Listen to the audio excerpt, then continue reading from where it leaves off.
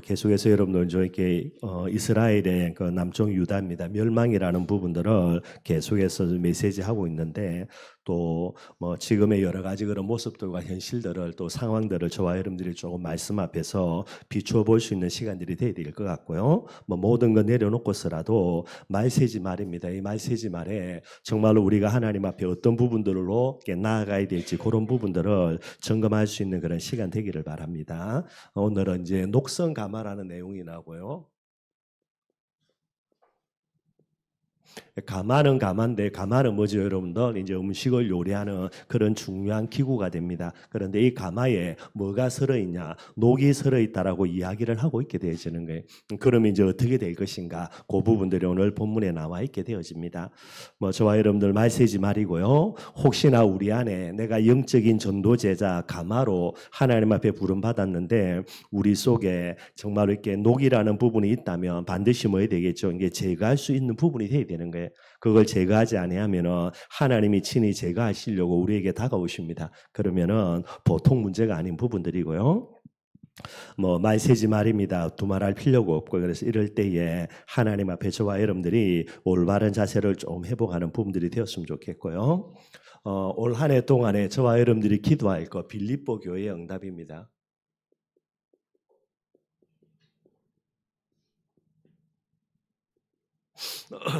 그러면은 빌립보 교회의 응답이 뭔가 할 때 그죠? 다른 게 아니고요. 지 교회의 응답이라 그랬죠. 이 지 교회의 응답은 반드시 여러분도 루디아라는 만남을 누려야 됩니다. 루디아의 응답이 되게 돼 있고요. 그래서 루디아를 만나게 될 때에 이 루디아가 나를 주 믿는 자로 알거든 우리 집에 와서 유하라 그렇게 이야기하고 있습니다. 그래서 그 집에 들어가서 시작된 게 이제 빌립보 교회가 되게 되는 거예요. 그래서 이번 주에 여러분들 루디아에 대해서 조금 한번 살펴봤습니다. 크게 많이 살펴본 부분들은 없고요. 루디아는 어떤 여자인가 한마디로 예비된 여자예요. 바울이 환상을 봅니다. 그것도 그냥 본 게 아니고 기도하면서 계속 인도받는 중에 바울이 환상을 보는데 와서 우리를 도우라는 바울을 환상이 볼 때에 하나님이 그 바울의 환상을 위해서 하나님이 친히 예비놓은 여자가 루디아라는 여자가 되는 거예요. 어느 정도냐 성경에 보면은 자주 옷감 장사라 그랬죠. 이렇게 아주 이렇게 부유한 부분들이 되어지고요. 재력도 갖고 있습니다. 그리고 아주 이제 영향력도 있는 여자가 되어지고요.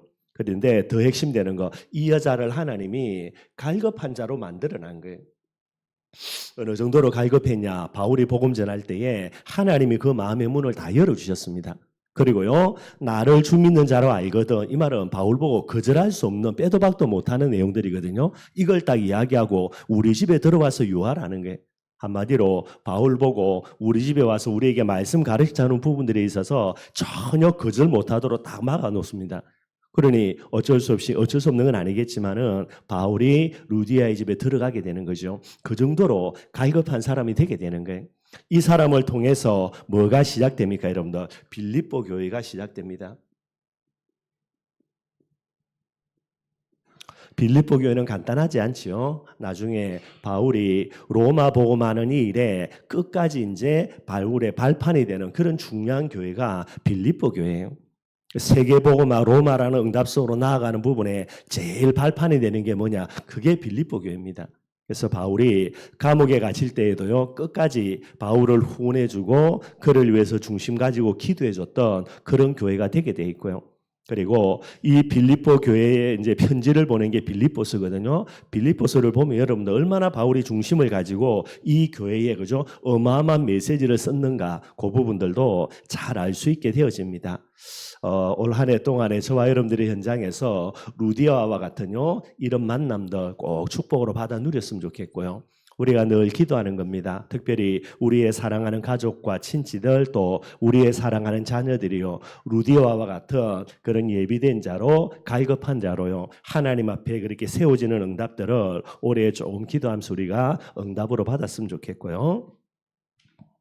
그러면 이 지교의 축복과 응답, 루디아의 응답인 빌립보 교의 응답을 누리는 응답의 핵심이 있다 그랬죠. 이게 뭐냐? 참된 시작을 해야 되는 거예요. 늘 이야기합니다. 시작이 반입니다, 여러분들. 쉽게 이야기하면 일을 한 달 시작됐거든요. 그러면 시작이 반이라는 말은 벌써 1년의 절반을 흘러갔다는 말이 되게 되는 거예요. 그 정도로 이제 시작이 중요한 부분이 됩니다. 참된 시작이라는 말은 사도 바울이 빌립보를 향해 나아가면서 어떤 마음을 가지고 어떻게 시작을 했는가, 그걸 이야기하는 거예요. 이걸 이해하려면은 이제 작년에 우리가 기도했던 응답들 꼭 되새겨야 되겠죠. 사도 바울이 드로아라는 지역에서 여러분들 여기서 100%죠.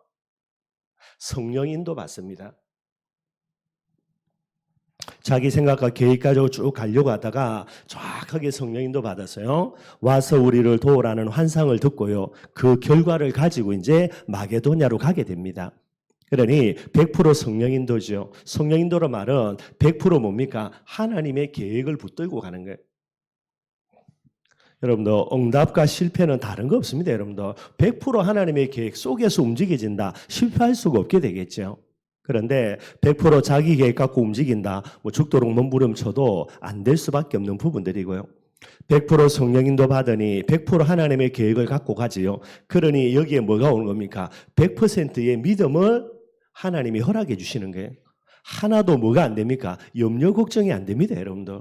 100% 성령 인도 받았으니까 100% 하나님의 계획 붙들고 나아가니까 마음속에 염려가 아니라 뭐죠? 확신밖에 안 드는 거예요. 그리고 이 100% 믿음과 확신을 갖고 가니까 바울의 마음속에 뭐가 있습니까? 항상 소망밖에 없습니다. 와서 우리를 도우라는 사람으로 누구를 하나님이 예배해 놓았는가? 여기에 대해서 기대와 소망 갖고 가는 거예요. 가서도 여러분들 계속해서 찾습니다, 여러분들. 그래서 루디아 만났는데 루디아가 뭐라 말합니까? 이 이야기를 하죠. 그러니 바울이 두말할 필요가 없습니다. 하나님이 나를 위해서 준비한 사람이 맞구나. 그 사람의 집에 들어가서 거기서부터 이제 본격적으로 이 빌립보 지역을 두고요. 전도운동 벌려가게 되는 거예요. 올 한 해에 저와 여러분들이 이런 축복 강답을 두고 꼭 좀 도전할 수 있도록요. 그래서 올 한 해의 핵심 키가 이거 같아요. 100% 믿음 가지고 가고요. 어디를 가든지 소망 가지고 저와 여러분들이 설 수 있도록요. 이것만 마음속에 늘 품고요, 여러분들. 많은 시간들 중에 해필이 올해만 그러냐. 올해 여러분들 바울이 이렇게 시작했으니까 저와 여러분들도 이렇게 시작하는 부분들이 맞겠다 싶고요. 성경에 여러분들 그죠? 참된 시작이냐 아니면 틀린 시작이냐 여기에 따라서 많은 부분들이 정말로 달라집니다. 그래서 세 사람만 간단하게 예를 들었죠, 여러분들. 아브라함 있고요. 롯입니다. 똑같이 둘이 시작합니다. 가나안 땅으로 가는 거니까. 그러나 다릅니다, 여러분들. 아브라함은 언약의 시작, 롯은요 인간적인 정을 가지고 시작한 거. 좋지요, 여러분들 그죠? 정이니까. 그런데 결국은 어떻게 됩니까? 결국은 언약의 관점에서는 하나님의 역사냐, 결국은 사단의 역사냐, 이 부분들로 딱 갈림나게 되게 되는 거예요. 전도제자인 저와 여러분들은 이게 우리의 시작이 되는 겁니다. 항상 기억하고 올해에 이제 이 부분들을 가지고 시작했으면 좋겠고요. 똑같은 나실인이죠. 한 사람은 삼손입니다. 한 사람은 사무엘이고요. 똑같은 나실인으로 시작한 거예요. 그런데 하나님 앞에 두 사람의 시작은 완전히 다릅니다, 여러분들. 결과는 두말할 필요가 없겠고요, 여러분들. 그리고 똑같은 왕으로 부름받는 거죠. 사울 왕. 다윗입니다. 똑같은 왕으로요. 둘 다 기름 부었습니다. 둘 다 그죠? 이제 하나님의 축복 광답 속에서 왕으로 세워지게 되고요. 똑같이 시작하는 것처럼 보이는데 하나님 앞에 참된 시작한 거 다윗이죠. 반대로요, 올바르지 못한 잘못된 시작은 사울 왕이 되고요. 그 끝은 어떠냐? 비교가 안 되는 부분이 되는 거예요. 올 한 해에 특별히 저와 여러분들이 참된 시작이라는 부분들을 마음속에 담고요. 올 한 해 계속해서 지속해 나가면 될 것 같아요. 여러분들 계속해서 늘 말씀 보면서 제일 중요한 핵심입니다. 믿는 거는 내가 하면 되고요. 그죠? 하나님을 믿는 거는 내가 할 일. 나머지 여러 가지 부분들은 누가 하는 겁니까? 하나님이 직접 하시는 거예요. 그래서 노아를 이야기할 때도 하나님이 뭐라 그랬습니까? 노아가 믿고 방주 지은 거 이걸 하나님이 의롭다라고 보셨다라고 이야기합니다. 올해 우리가 할 일, 믿고 소망 가지는 거, 나머지는 누가 할 일이죠? 하나님이 하는 거, 그죠? 루디아 만나게 하는 거, 루디아의 마음문 열게 하는 거, 루디아를 통하여서 빌립보 교회의 문을 여는 거, 전부 다 하나님이 할 거예요. 우리는 뭐만 하면 되냐? 믿음 딱 가지고 나아가는 부분들이 되면 됩니다. 이게 간단하냐? 간단하지 않죠, 여러분들. 그죠? 신앙생활 해보면 믿는다라는 게 얼마나 이게 어마어마한 건지요. 왜냐니까 이 부분들을 두고 뭐 영적인 반드시 사단의 방해 있습니다, 여러분들. 다르게 이야기하면 마귀가 가장 우리에게서 빼앗아 가려고 몸부림치는 거 딱 하나입니다. 믿음인 거예요. 그러니 여러분도 마귀하고 붙어 이겨야 되는데 그죠? 쉽지 않지요. 그래서 하나님은 이 믿음을 우리들에게 지키도록 하기 위해서 뭐 주신다 그랬습니까? 늘 은혜 주시는 게. 이것만 하면 됩니다, 여러분들. 그래서 은혜 풍성히 받는 사람 반드시 믿음 속에 거하게 되겠지요. 믿음대로 응답하게 될 거고요. 이것 갖고 이제 하나님의 복음에 선신할 수 있는 부분들이 되는 게 올 한 해 할 거 저와 여러분들의 가장 중요한 부분들 이 부분 늘 생각을 하고요. 여기에 늘 도전하는 축복 누리기를 바라겠습니다. 오늘 본문 말씀 이제 계속해서 말씀 나누고 있고요. 24장까지 딱 하나죠. 그죠? 유다를 하나님이 심판할 것이다라는 게. 여러분들 에스겔서 말씀 쭉 보고 그다음에 예레미야의 말씀을 쭉 보면서 여러분들 하나님의 두 가지 시간표 있죠. 하나는 뭡니까? 자비의 시간표입니다. 무슨 짓을 해도요. 하나님이 끝까지 사랑해서 용서해주고 기다려주고 끝까지 참아주시는 거예요. 근데 이것도 선이 있습니다, 여러분들. 이 선을 딱 넘어가 버려가지고요. 자비의 시간표가 끝나고 이제 심판의 시간표가 온다. 이전에 과거에 그죠? 그 어마어마하게 하나님이 다 용서해줬던 그런 죄악들요. 하나님이 다 끄집어내가지고 철저하게 심판하는 부분들이 되는 거예요.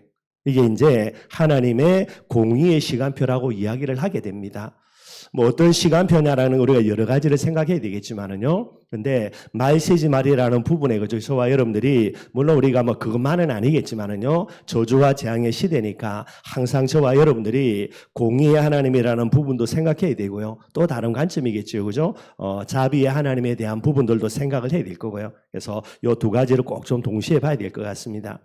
오늘 본문에 나와 있는 이제 23장, 그 다음에 24장 이렇게 쭉 지금 이제 볼 것인데 24장까지 여러분들 유다를 향한 하나님의 심판을 메시지 계속해서 하는 거예요. 그래서 20장에는 뭐라 그랬습니까? 한 번만 하나님 앞에 죄를 지어서 반역한 게 아니고 앞으로의 시대 속에서 계속해서 반복하게 이스라엘 민족들이 하나님을 반역한 거예요. 애굽에 있을 때부터 가나안에 있을 때부터 또 그다음에 광야 때부터 그러니 뭐 할 수밖에 없습니까? 100% 망할 수밖에 없죠. 그리고 21장에는요. 이 심판을 진행하는 여호와의 칼 얼마나 갈았든지 빛이 반짝반짝 날 정도로요. 이 여호와의 칼이 뭐라 그랬습니까? 칼집에서 뽑혀가지고 이제 휘두어지려고 하는 거예요. 심판이라는 부분들이 이 공의의 심판을 지망하는 하나님의 여호와의 칼이요 이미 뽑혀져서 이스라엘 백성들 앞에 놓여 있는 겁니다. 그래서 1차로요 포로로 다 잡혀가고 2차로 포로로 다 잡혀가고 이제 뭐만 남아있습니까? 3차 포로 남아있어요. 3차 포로는 완전 멸망이니까. 그런데도 말 안 들어요, 여러분들. 참 여러분 어마어마하죠. 그리고 지난주 말씀 나누었던 겁니다. 하나님이 옆에 이스라엘 민족들의 가치가 뭡니까? 찌꺼기라는 게 찌꺼기. 불순물이 가득 들어가 있는 거. 그러니 뭐 할 수밖에 없습니까? 풀무불의 연단 일어날 수밖에 없습니다, 여러분들. 저와 여러분들 속에 우리를 하나님이 보실 때에 나는 찌꺼기구나라고 하나님이 판단하신다며 뭐가 올 수밖에 없습니까? 풀무보석이 집어넣어가지고요 녹일 수밖에 없는 일들이 일어나는 거예요. 그래서 우리의 가치가 뭐라 그랬습니까? 복음이 우리의 가치예요. 하나님의 언약이니까. 그리고 우리의 진짜 가치는 뭡니까? 믿음이 우리의 가치가 되는 거고요. 이 비밀을 가지고 우리의 사명입니다. 예배 헌신하고 말씀 사랑하는 부분도 이게 제일 중요한 가치가 되는 거예요. 이걸 잃어버렸다, 빼앗겨버렸다, 결국은 찌꺼기일 수밖에 없고요. 찌꺼기라는 결론이 내려지면 반드시 뭐가 옵니까? 하나님의 연단입니다. 풀무불의 연단이 올 수밖에 없게 되게 되는 거예요. 뭐 이걸 가지고 우리가 이제 겁을 내라는 말이 아니고요. 그죠? 진짜 내게 소중한 가치가 무엇일까? 복음이구나, 믿음이구나. 늘 그거 생각하고 그 앞으로 저와 여러분들이 나아가져야만 되게 되는 거예요. 그래서 지난주 그 부분들을 쭉 말씀 나누었고요. 오늘은 여러분들 23장하고 24장 말씀 조금 살펴보도록 하겠습니다. 23장에 어떤 내용이 나오냐? 이거는 여러분들 음란한 두 자매의 비유가 나옵니다. 그래서 이게 이제 두 사람의 자매인데요. 한 사람은 오홀라라 그러고 두 번째는 오홀리바라 부릅니다. 오홀라와 여기에 대한 이제 하나님의 비유를 들면서 이야기하시는 내용이 되게 되어 있고요. 오홀라가 누구냐? 이건 여러분들 사마리아를 상징합니다. 그리고 오올리바는 누구를 상징하냐? 예루살렘을 상징하게 되게 되어 있는 게 이게 이제 1절에서 4절이고요. 1절에서 4절에 이제 이 오홀라와 오올리바 두 여자 사마리아와 예루살렘을 비유하는데 이들의 내용이 뭐냐? 5절에서 10절에는 사마리아입니다. 그러니까 이제 첫 번째 여자지요. 언니 일택이고요. 오홀라의 사마리아의 여러 가지 음행들을 이야기하는 거예요. 그 음행의 내용이 뭐냐? 사마리아가 아수르를 의지합니다. 하나님을 의지해야 되는 택한 백성들인 이 북쪽 이스라엘이 하나님을 의지하지 않고 누구를 의지합니까? 아수르를 의지하는 거예요. 저와 여러분들 우리는 누구 자녀죠? 하나님의 자녀입니다. 하나님의 너무나 아름다운 희생 때문에 저와 여러분들이 이 자리에 있는 거예요. 근데 우리가 하나님을 사랑하지 않고 하나님을 의지하지 않고요. 나를 사랑하고 세상의 많은 것들을 의지한다. 이게 영적인 뭐를요? 이걸 엄난이라 영적인 엄난. 하나님이 사마리아의 죄를 설명하면서 너희들이 하나님을 의지하지 않고 강대국이라고 아수를 의지하는 거 이거는요 여자가 바람 피우는 것과 똑같다 그렇게 설명하는 거예요. 아수르를 의지하다 보니까 이제 뭐 하게 됩니까? 결국은 아수르의 우상을 숭배하게 되는 거예요. 이걸 이제 음행이라 그렇게 이야기를 합니다. 그러니 결국은 뭐 하게 되죠? 멸망받을 수밖에 없는 거예요. 그래서 100년 전에 이 북쪽 이스라엘이 아마 히스기야 왕 때죠. 얘들이 이제 아수르에 멸망을 당하게 되게 되는 거예요. 이걸 많이 봤죠, 여러분들. 특별히 뭐 히스기야도 봤고 그의 아들 므낫세도 봤고요. 다 본 거예요.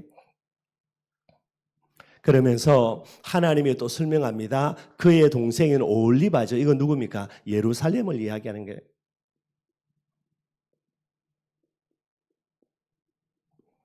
또요. 사마리아의 음행을 설명하면서 그 다음에는 예루살렘의 음행을 설명합니다. 뭐라고 이야기하냐? 하나님이 말씀하시기를요. 아수르가 강대국일 때는 이 남쪽 유다도요. 아수르 의지예요. 그러다가 아수르가 살약해지면서 누가 등장합니까? 바벨론이 등장하죠. 바벨론이 강성해질 때는 또 바벨론 또 의지해요. 그러다가 나중에 이제 친바벨론 정책을 펼치다가 이제 반바벨론 정책을 펼치면서 바벨론이 쳐들어오죠. 그러니까 누구를 의지하냐? 애굽을 또 의지합니다.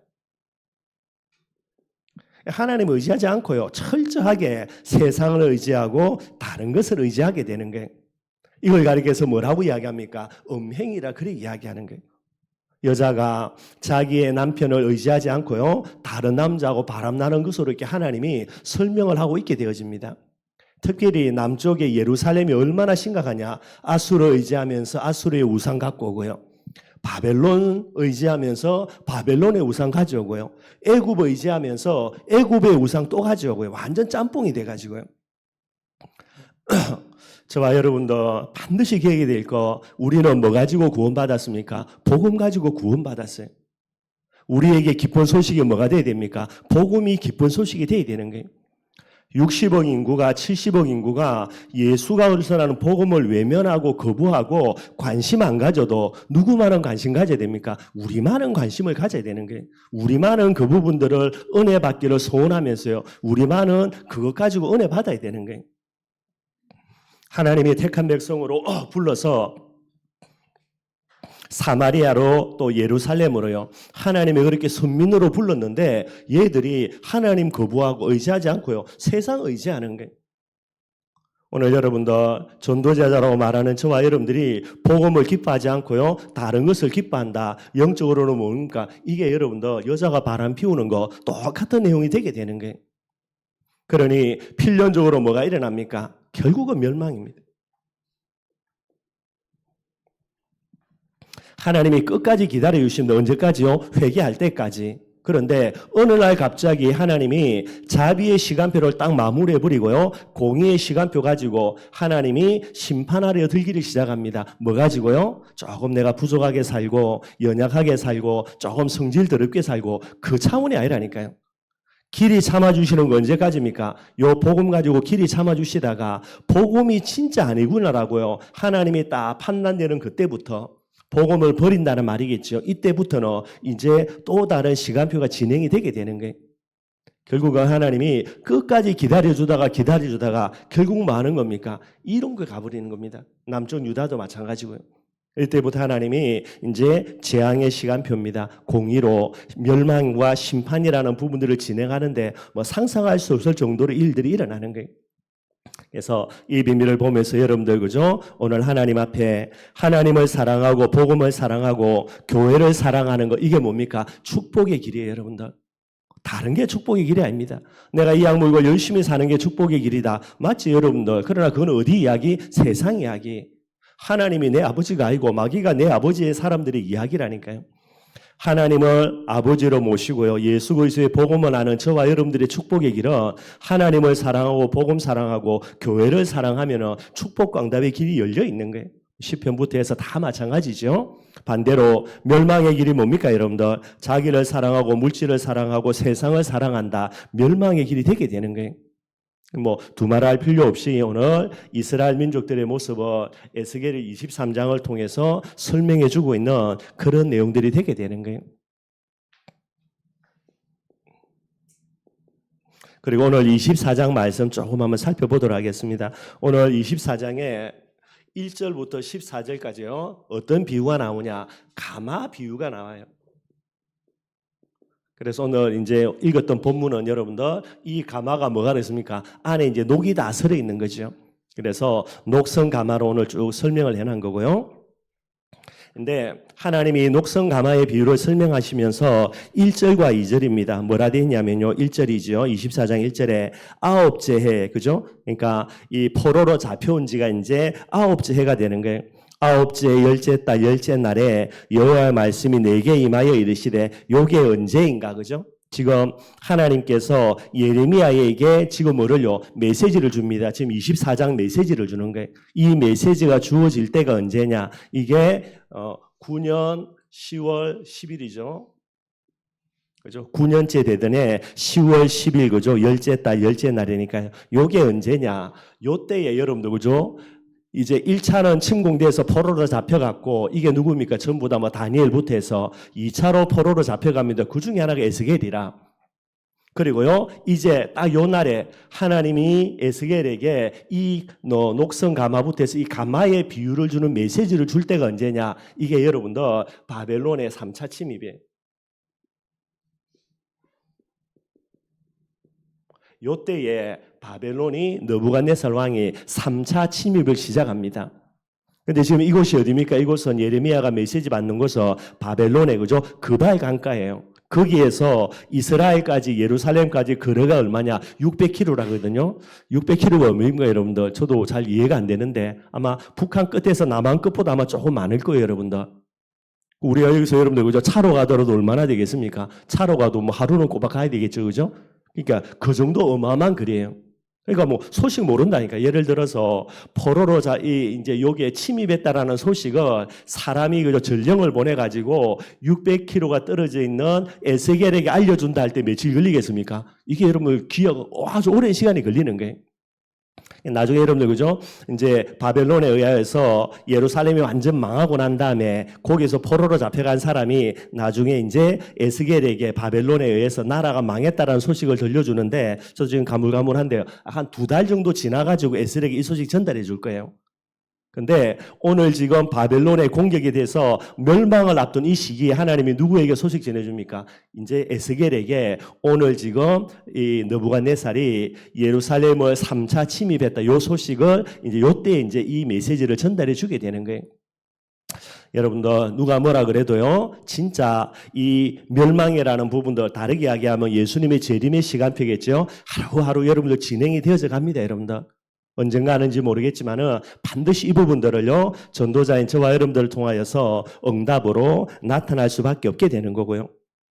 그래서 3차 침입이고요. 3차 침입해가지고 몇 개월 만이냐? 18개월입니다. 1년 6개월. 18개월 만에, 18개월 동안 딱 여러분들, 그죠? 예루살렘을 포위해가지고 고사작전입니다. 얼마나 먹을 거 없든지요. 자녀 삶아 먹고 이 정도거든요. 그래서 바벨론이 원체 이제 예루살렘 성이 어마어마하게 견고한 성이니까요. 이건 뭐 무너뜨릴 수가 없으니까 아예 그냥 포위 작전에가 다 말려 죽여버립니다. 그래서 결국 1년 8개월 안에 먹을 게 없으니까 다 굶겨 죽게 됐으니까 그래서 이제 두 손 두 발 들고요. 이제 항복하면서 예루살렘 성이 무너지는 거예요. 이런 어마어마한 시간표를 두고 하나님이 누구에게 메시지 줍니까? 하나님이 에스겔에게 메시지를 주게 되는 거예요. 이게 여러분들 전도제자의 가장 중요한 비밀입니다. 아브라함을 부르시면서 하나님이 소돔 고모라의 멸망의 소식을 누구에게 알려줍니까? 아브라함 찾아가고 알려준다니까요. 왜 알려줍니까? 기도하라는 거예요. 기도하라는 거. 뭐 꼬시다가 아니고 여러분들 그죠? 그래서 항상 저와 여러분들이 이런 비밀로 깨어 있어야 되는 부분들 이야기를 하고 있고요. 그러면서 하나님이 뭐라고 이야기하냐? 2절 말씀에 인자야 너는 날짜고 오늘의 이름을 기록하라라는 겁니다. 그러면서 바벨론 왕이 오늘 어디에요? 예루살렘에 가까이 왔다라는 거예요. 3차 침입 이야기하면서 이제 1년 이제 6개월입니다. 18개월 지나면은 완전히 예루살렘 멸망하는 겁니다. 그래서 오늘의 그죠? 이름, 이 날짜라는 시간들을 정확하게 뭐 기록해 놓아라. 그렇게 이제 하나님이 말씀하고 계시는 거예요. 이런 중요한 시기에 그죠? 멸망을 앞둔 그런 시기에 하나님이 에스겔에게 주시는 메시지가 뭡니까? 이게 여러분들 가마 비유입니다. 오늘 본문에. 그래서 3절에서 5절에 나옵니다. 뭐라 그랬냐? 끓는 가마를 달아놨고요. 그 밑에 불을 지펴가지고 가마를 펄펄 끓이라는 거예요. 이 끓는 가마가 뭐냐? 이게 여러분들 예루살렘 성을 이야기합니다.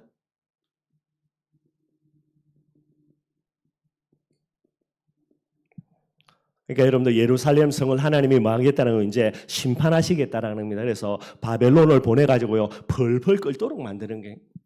그 안에 있는 여러분들 그죠? 뭐 이 부분이 어떻게 되겠습니까? 어마어마하게 뜨거운 부분들이 되겠죠. 그래서 끓는 가마 하나님이 이제 이걸 비유로 이야기하고요. 이 안에 뭐를요? 고기가 들어 있겠죠. 이 고기가 누굽니까? 이게 여러분들 유다 백성이에요.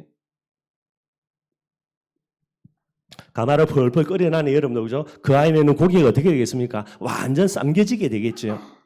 그러니 예루살렘 성에 있는 이스라엘 백성들, 유다 백성들에게 있는 그런 어마어마한 고통들, 고난들 이 부분들을 이제 상징하는 부분들이 되게 돼 있고요. 그 다음에 이 부분들을 두고 밑에 여러분들 그죠? 나무를 가득 쌓아가지고 이걸 불태워 버리라는 거예요. 그 밑에 이제 나무입니다. 여기에 뭐가 됩니까, 여러분들? 바벨론이에요. 바벨론이라는 나무를 가지고요. 예루살렘 성 이 부분들을 끓는 가마로 팔팔 끓게 만들어서 이 속에 있는 고기입니다. 유다 백성들요. 이제 멸망이라는 이 일들을 진행하겠다라고 하나님이 말씀하고 계시는 게 이게 뭐가 됩니까? 여러분들 진짜 완전한 심판입니다. 예레미야의 메시지, 그 다음에 에스겔의 메시지입니다. 망한다, 망한다. 진짜 이래가면 안 되고 회개해야 된다. 아무리 이야기해도요. 그 말은 한 귀로 듣고 흘리고요. 거짓 선지자들의 메시지입니다. 야, 예루살렘 성 하나님의 성인데 망하냐? 그럼 하나님 쪽팔리지. 이곳에 예루살렘 성전이 있는데 어떻게 성전이 망하냐? 하나님 체면 문제지. 안 망하니까 걱정하지 마라. 이 거짓 선지자들의 말을요. 전부 다 듣고요. 근데 뭐대로 됩니까? 메시지대로 말씀대로 이 심판의 날이 와버리는 거예요. 이제 오늘 이 심판의 날이 진행이 되게 됩니다. 이걸 하나님이 600km나 떨어져 있는 에스겔에게 이 메시지들을 하나님께서 주시는 그런 내용들이 되게 돼 있고요. 그러면서 오늘 이제 6절 말씀도 읽었죠. 오늘 6절입니다. 여기에 뭐라 나옵니까? 이 끓는 가마, 예루살렘 성을 이야기하는데 이 끓는 가마가 뭐가 되어 있습니까? 녹슬었다는 거예요. 그래서 예루살렘 성을 이야기하는 가마라면 그죠? 다르게 이야기하면 전도 제자인 저와 여러분들을 이야기하는 거고요. 이 예루살렘 성이 뭐가 된 겁니까? 가마 자체가 녹이 다 설어버린 게 음식을 삶아야 되는데 가마 안에 녹이 쓴 겁니다. 그걸 가지고 음식을 삶으니 뭐가 되겠습니까? 안에 음식 먹을 수가 없는 부분이죠. 가마 자체가 틀려버린 거니까.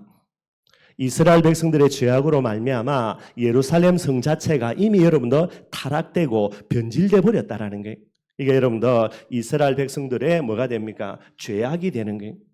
그래서 본인들 스스로 죄악을 회개하거나 이걸 이제 되돌릴 수 있는 부분이 돼야 되는데 그럴 수가 없는 이게 이제 넘어가 버린 거예요, 여러분들. 도저히 안 돼가지고. 그래서 하나님이 이야기합니다. 녹슨 가마저가 어떻게 되겠다고요? 그러니 여러분들 고기 자체도 심판하는 부분이 되지만은 가마 자체도 심판해서요. 펄펄 끓여가지고 뭐를 다 제거해버립니까? 이 가마 속에 있는 녹을 전부 다 하나님이 다 제거해버리겠다라는 거예요. 복음이라는 비밀들 속에서 정말 우리가 잘못된 부분들을 갖고 있다면 하나님이 이렇게 하는 부분들을 통해서 이걸 이제 정결케 할 수밖에 없는 그런 부분들이 되게 되는 거죠. 그래서 이제 6절 말씀에 녹슨가마 이제 예루살렘의 죄악을 이야기하고 있고요. 그러면서 여러분들 이제 10절 말씀에 이야기하고 있습니다. 10절에 뭐라고 이야기하냐면 10절 말씀에 보니까요. 나무를 많이 쌓고 나무는 뭐라 그랬습니까? 바벨론의 군대지요. 어마어마한 바벨론의 군사력을 동원해 가지고요. 뭐 하는 겁니까? 불을 피우는 겁니다. 계속해서 환난과 고난과 어려움들을 주게 되는 거예요. 얼마나 어렵냐? 여러분들 상상할 수 없는 어려움입니다. 1년 6개월 동안 이 예루살렘 성을 포위해 가지고요. 아예 작전입니다. 말려 죽이겠다라는 거예요. 그래 여러분 얼마나 고통이 심하냐? 뭐 지옥도 그런 고통이 없습니다, 여러분들. 뭐 자녀 삶아 먹고요. 뭐 하여튼 뭐 말도 안 되는 부분이 되는 거예요.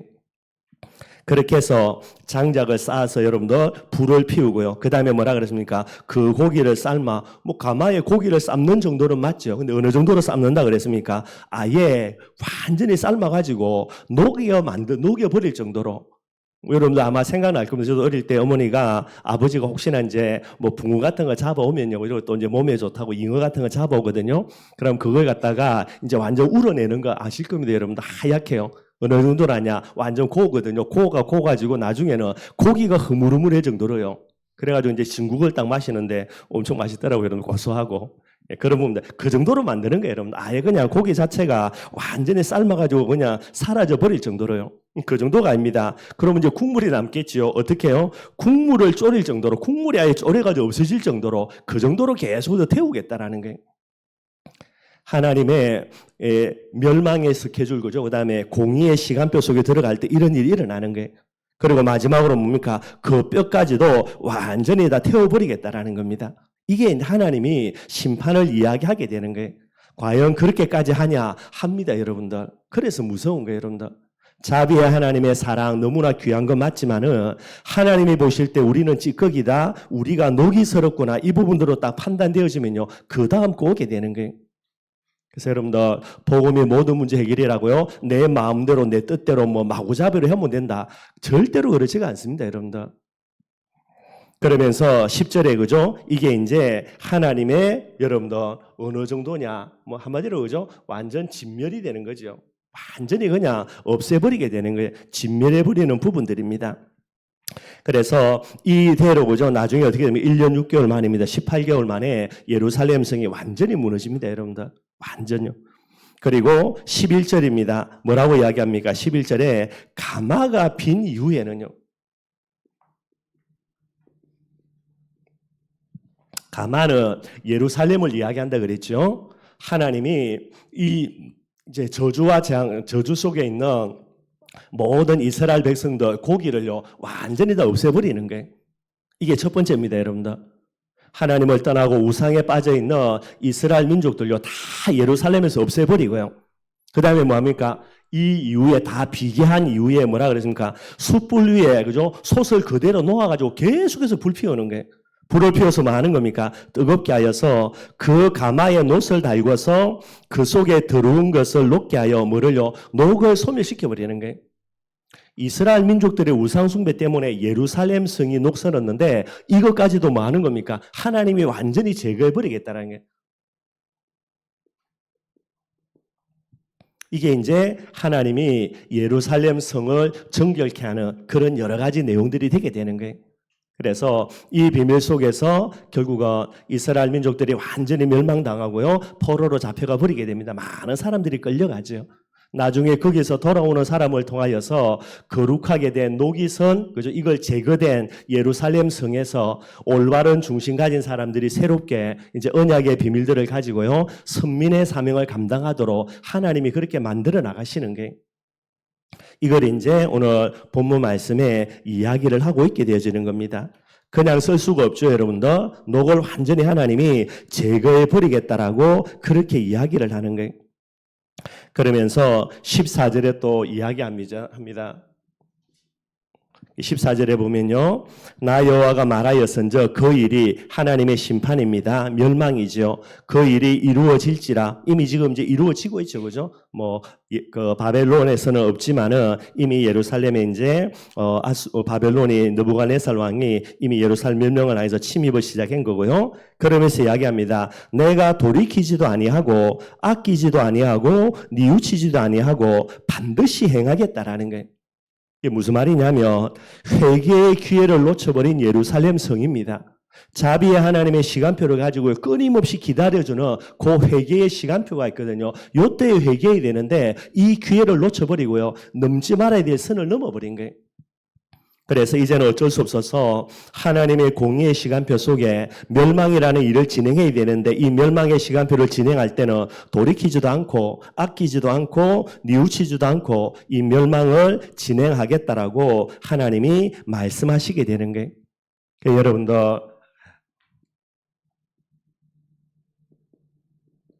회개의 기회를 상실해 버리죠.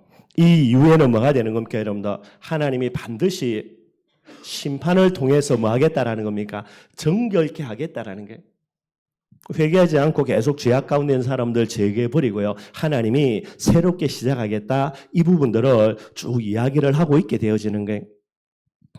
저와 여러분들 반드시 이 부분을 생각할 수 있는 부분들이 꼭 좀 되었으면 좋겠고요. 그래서 이스라엘 민족들의 그런 음행이라는 부분들을 가지고 이제는 하나님께서 녹성 감하기 때문에 이 녹을 제거하는 하나님의 방법으로 어쩔 수 없이 심판이라는 비밀들 임할 수밖에 없게 되는 겁니다. 이게 이제 24장 이제 전반부의 내용이 되게 돼 있고요. 그 다음에 하나님이 이제 하반부입니다. 25절에서 27절까지 15절에서 27절이고요.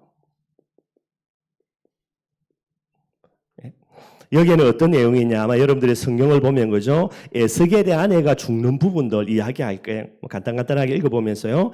16절입니다. 이제 이 내용을 설명하죠. 이 내용은 뭐죠? 이스라엘이 가장 중요한 멸망의 시간표고, 요때 이제 하나님이 주시는 메시지가 첫 부분에 이거고요. 그 다음에 두 번째 메시지가 진행이 되는데, 16절입니다. 인자야, 내가 내 눈에 기뻐하는 것을 한번 쳐서 빼앗으리니, 하나님이 뭐라 말하냐? 에스겔에게 네 눈에 기뻐하는 것을 내가 쳐서 취하겠다라는 거예요. 쳐서 취한다라는 말은 무슨 말이냐면 갑작스러운 재앙을 이야기합니다. 하나님이 갑자기 쳐서 이런 재앙을 내리겠다라는 부분이고요. 이걸 하나님이 예언하시는 거예요. 그러면서 하나님이 하시는 말씀입니다. 너는 슬퍼하거나 울거나 눈물을 흘리지 말라라는 거예요. 내가 갑작스러운 네게 재앙을 내려서 네 기뻐하는 것을 빼앗아가는데 너는 울거나 슬퍼하거나 하지 말라라는 거예요. 17절에도 이야기합니다. 죽은 자들을 위하여 슬퍼하지 말고 조용히 탄식하며 수건으로 머리를 동이고 발에 심을 신고 입술을 가리지 말고 사람의 조상집에서 먹는 음식물을 먹지 말라 하신지라. 하나님이 하시는 말씀이죠. 그래서 18절입니다. 내가 아침에 백성에게 말하였더니 이 내용들을 선지자니까 백성들에게 설명을 해야 되겠죠. 백성들에게 이야기하는 거예요. 하나님이 내게 말씀 주셨는데 내 눈에 기뻐하는 것을 하나님이 한번 빼앗아 갈 거다. 그래서 이제 이런 거 하지 말라라고 하나님이 이야기하신다라고 메시지를 한 겁니다. 물론 그것과 함께 전반에 있는 부분들도 할 수가 있겠죠. 그런데 18절 중반절에 뭐라 그랬습니까? 아침에 메시지 했는데요. 저녁에 누가 죽어버린 겁니까? 아내가 죽어버리는 거예요. 하나님이 갑작스럽게 에스겔의 아내를 불러가 버린 겁니다. 이런 일들이 이제 일어난 거예요.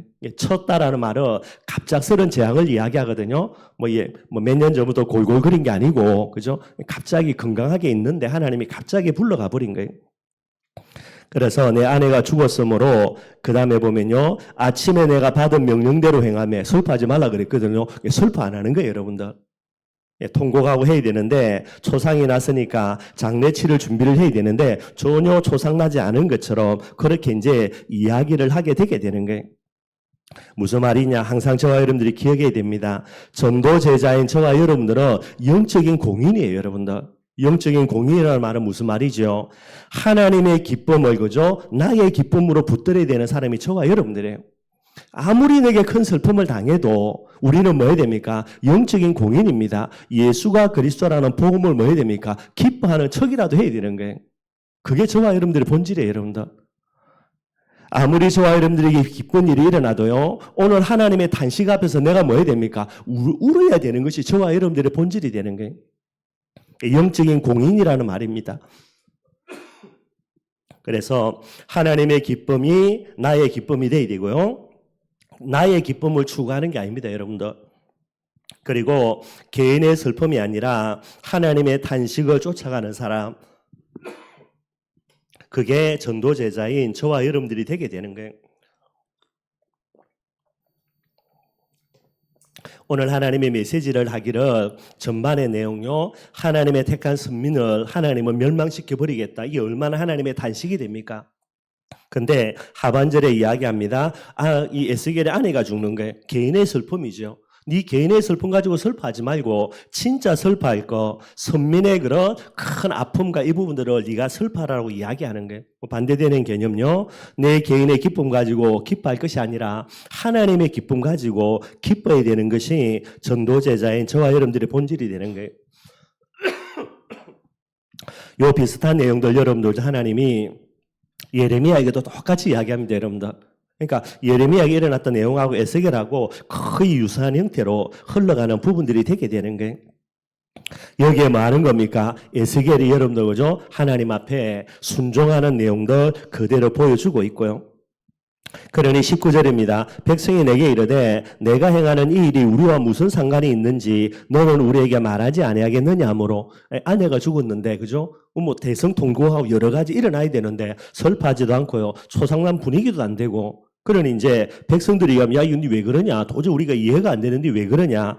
이렇게 이제 궁금해하면서 물어보게 되는 거예요. 이때 20절과 21절입니다. 에스겔이 대답합니다. 뭐라고 대답합니까? 20절에 그죠? 내가 그들에게 대답하기를 여호와의 말씀이 내게 임하여시되, 이런 부분에 대해서 이렇게 하나님에게 메시지 주셨는데 21절입니다. 너는 이스라엘 족속에게 이르기를 주 여호와의 말씀에 내 성소는 너희 세력의 영광이요 너희 눈의 기쁨이요 너희 마음의 아낌이 되거니와 그랬어요. 하나님의 성전입니다. 성전의 본질이 뭐지요? 성전을 통하여서 이스라엘 민족과 하나님이 언약을 체결하시는 거예요. 그리고 이 언약의 비밀을 가지고 하나님 앞에 나아갈 때에 성전은 하나님의 임재 장소가 되는 겁니다. 그런데 성소에서요, 언약을 파기하고 언약을 이제 잃어버리고요. 그러니 아무리 모여도 하나님의 임재가 일어나지 않겠죠. 그러면 성소가 아니라 성전이 아니라는 거예요. 늘 말씀드리는 겁니다. 교회의 본질은요, 예수 그리스도 이름 가지고 성령 충만 받아서 하나님의 나라 건설하는 게 본질이라 그랬죠. 근데 하나님의 나라를 건설을 안 해, 성령의 역사 안 해, 아무리 교회 간판 달아도 교회 아닌 겁니다, 여러분들. 똑같은 내용이 되는 거예요. 성소입니다. 하나님의 임재하는 성소는 뭐라고요? 전도 제자인 저와 여러분들, 이스라엘 백성들의 가장 큰 영광의 제목이 되는 거예요. 성소를 통해서 올바른 예배드려서 하나님이 임재하게 되면요, 이스라엘 민족에게 온갖 하나님의 영광의 비밀들이 다 회복되어지는 가장 중요한 통로가 됩니다. 저와 여러분들 마찬가지가 됩니다. 예수 그리스도의 복음 가지고 내가 성령 충만 진짜 받고 하나님의 나라에 건설하는 부분이 응답으로 일어난다. 저와 여러분들 통해서 모든 영광 다 회복이 되게 되는 거예요. 우리가 뭐 열심히 해서가 아닙니다, 여러분들. 또 이야기합니다. 너희 눈의 기쁨이라는 거예요.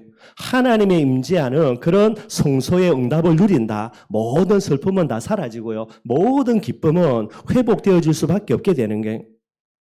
너희 마음의 아낌이 된다 그랬죠. 그러니 하나님이 임재하는 성전이 뭐가 됩니까? 가장 내게 가치 있는, 그죠? 아낄 수밖에 없는 소중한 그런 이제 형태의 그런 일들이 되게 되는 거예요. 이게 이제 본질이 되게 되는 거예요. 하나님이 이렇게 이야기하시는데요. 그 다음에 뭐라 그랬습니까? 그런데라는 거죠. 그죠? 그런데 내가 더럽힐 것이며 너희의 버려둔 자녀를 칼에 엎드려지게 할지라. 그런데 지금 이 에스겔의 메시지는 이때에 예루살렘 성전은 어떻게 됩니까? 언약 파기한 성전. 아무리 양잡고 소잡고 해도 하나님이 임재하지 않는 성전이 되는 거예요. 그러니 이 성전이 뭐가 됩니까? 하나님의 영광이 아니라 저주와 재앙의 통로요. 기쁨이 아니라 슬픔과 탄식의 통로요. 아끼운 것이 아니죠, 여러분들. 제일 가치 없는 저주와 재앙의 통로로 이게 이제 역전이 되게 되는 거예요. 왜 네가 아내 죽었는데도 슬퍼 안 하냐? 여기에 궁금해하는 그들에게 에스겔을 통하여서 하나님이 주시는 메시지입니다. 이거 이야기하는 거예요. 얘들은 모르죠, 여러분들. 지금 이스라엘의 예루살렘 성에 바벨론이 쳐들어와 가지고요. 포위 작전 했습니다. 시작됐어요. 그리고 1년 6개월 지나면 예루살렘 완전히 망합니다. 완전히 여러분들. 이런 부분을 두고 아무 그것도 없어요. 여러분 뭐 경고의식도 없고요. 얘들도 똑같이 그죠? 뭐 그런 부분인데 이들에게 이야기하는 겁니다. 뭐 회복하라고요? 진짜 언약 회복하고 참된 성전 회복하라는 게. 저와 여러분들도 늘 이 부분들 진짜 생각할 수 있는 부분들이 돼야 되는 거고요. 언약을 상실하고 하나님의 임재가 없는 성소입니다. 그러니 저주와 재앙의 통로가 되게 되는 거예요. 늘 이 부분 생각해야 돼요. 그래서 저와 여러분들의 우리 춘천의 임마누엘 교회가 어떤 교회 되어야 됩니까? 오직 예수의 교회. 복음만 가지고요. 복음만 말하고 복음만 증거하고 그래서 복음으로 소통하고 은혜 받는 교회. 그리고 모여서 성령 충만한 교회. 하나님의 나라를 건설하는 교회. 이게 되어야 돼요. 그래 우리 후대들 마음속에 교회가 하나님의 영광이요. 우리 기쁨의 제목이요. 가장 가치 있는 곳이구나. 이게 이제 발견이 되게 되는 거예요. 그게 안 되어진다. 뭐가 되겠습니까, 여러분들? 교회 때문에 망한다니까. 교회 때문에 저주와 재앙 속으로 들어갈 수밖에 없는 부분이고요. 하나님이 이거를 에스겔을 통해서 정확하게 설명하시는 게. 그러면서 24절 말씀입니다. 24절에는 뭐라고 이야기합니까? 이같이 에스겔이 너희에게 뭐가 된다고요? 표징이 된다라는 게. 표징이 뭡니까? 에스겔의 삶 자체가 하나님이 주시는 말씀의 성취에 중요한 도구가 된다라고 그렇게 이야기하고 있습니다. 이게 여러분들 예수님이 우리에게 직접 주신 메시지하고 똑같죠. 성령 충만 받으면 너희가 뭐가 된다 그랬냐? 그리스도의 그죠? 정인이 된다는 말이에요.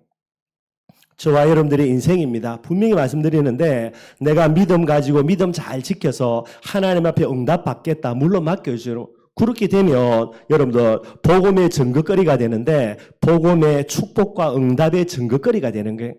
근데 반대로요. 복음 가진 우리가 오늘 그죠? 이스라엘 민족들을 하나님이 경고하시는 부분인데 죄 가운데서 계속해서 복음을 이용하면서요. 악한 길을 걸어가며 뭐의 증거가 됩니까? 멸망의 증거거리 반드시 되게 되는 거예요.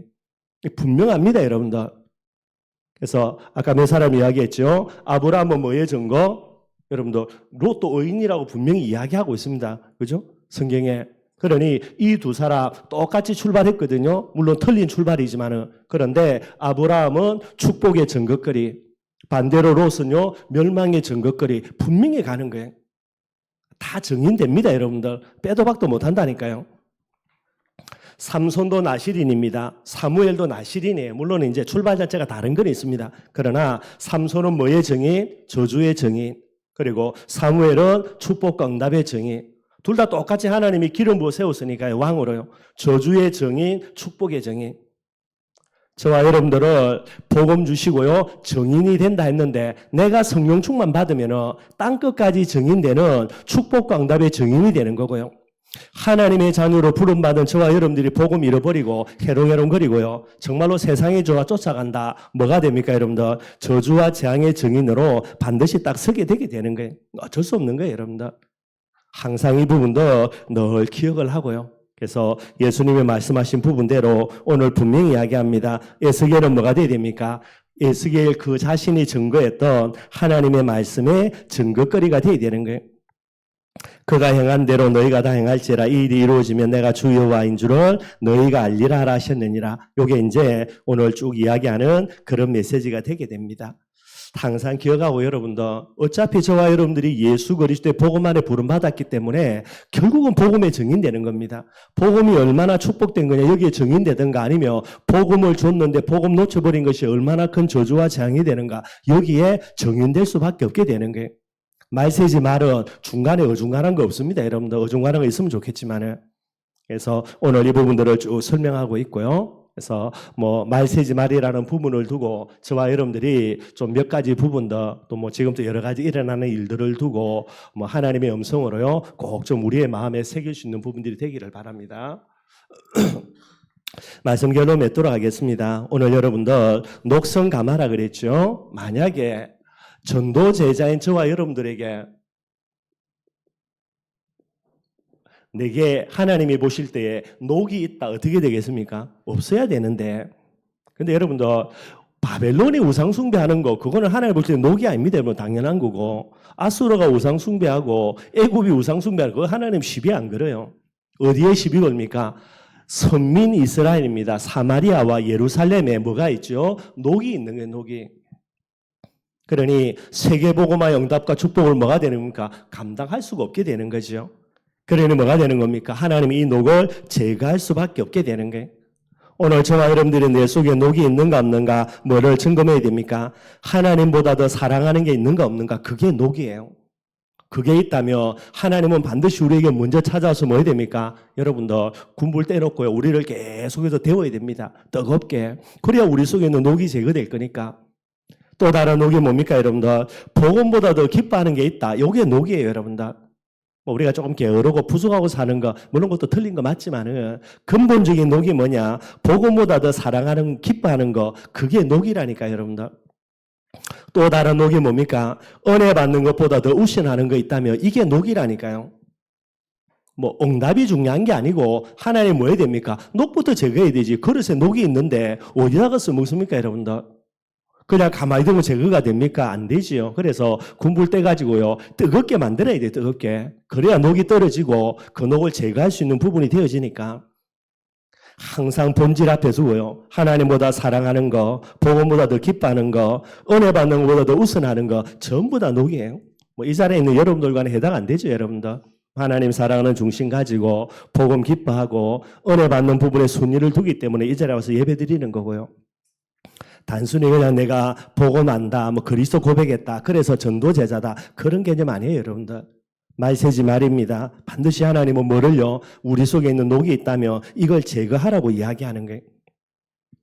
뭐 여러 가지 있겠지만은 꼭 한번 점검해 보시고요. 그리고 오늘 에스겔의 모습을 통해서 반드시 여러분들, 저와 여러분들 뭐가 됩니까? 저와 여러분들은 정인되게 되어 있습니다. 두 가지 정인입니다. 저주의 정인이냐, 축복의 정인이냐 분명해요. 그래서 저와 여러분들은 성령 충만 받아서 축복의 정인이 되는 저와 여러분들 반드시 되어야 되겠고요. 특별히 2023년도 4년도 마찬가지가 되겠죠. 똑같이 시작되어졌습니다. 그러나 한 해를 마무리하면서 말씀 성취의 정인이 되느냐 아니면 말씀 성취를 못한 부분의 정인이 되느냐 나눠지게 되게 되는 거예요. 그래서 올해 여러분들 그죠? 믿음과 이 소망의 비밀 가지고요. 한 걸음씩 한 걸음씩 걸어가서 2024년을 마무리할 때에 저와 여러분들 빌립보 교회 응답의 정인으로서는 그런 축복을 누리기를 주님의 이름으로 축원드리겠습니다. 뭐 좀 딱딱한 내용이기도 하고 심각한 내용이기도 한데 말세지 말이 여러분들 조금만 저와 여러분들이 우리 자신들 점검할 수 있는 부분이 돼야 될 것 같아요. 늘 그저 뭐 예수는 그리스도 모든 문제 해결이니까 아무 상관없다라고 이야기하는데 뭐 그것도 맞고 여러분들 그러나 이제 에스겔이라는 이 말씀 속의 시간표가 계속해서 이 부분들을 이야기하고 있어서 조금씩 한번 점검해 봤습니다. 우리 자신들을 놓고 기도할 수 있는 그런 시간 되기를 바랍니다. 우리 찬송가 407장 찬양하겠습니다.